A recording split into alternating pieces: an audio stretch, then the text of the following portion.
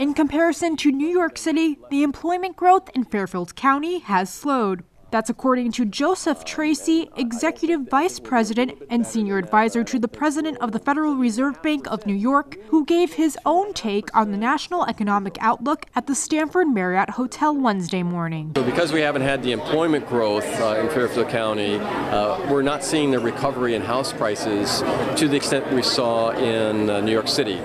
Now, they didn't fall as much as New York City, but they have certainly recovered more there.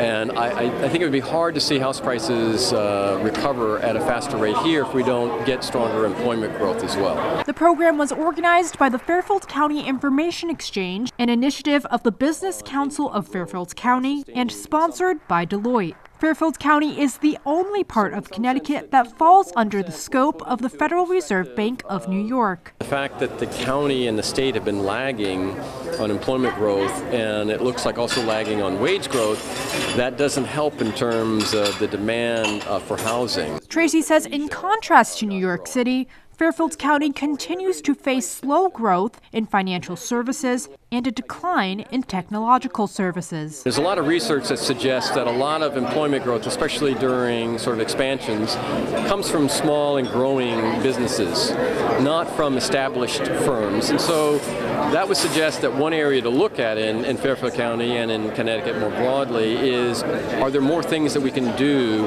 to help people who are interested in starting up businesses, in the hopes that we can foster more of those startups, and some of them will be successful and then add a lot to the local growth. Tracy also tells us although Fairfield County has had challenges in transportation services, a sector where it could potentially see the most growth is in health. Another one is in the health sector. And so again, trying to make sure that Connecticut is also growing in that sector.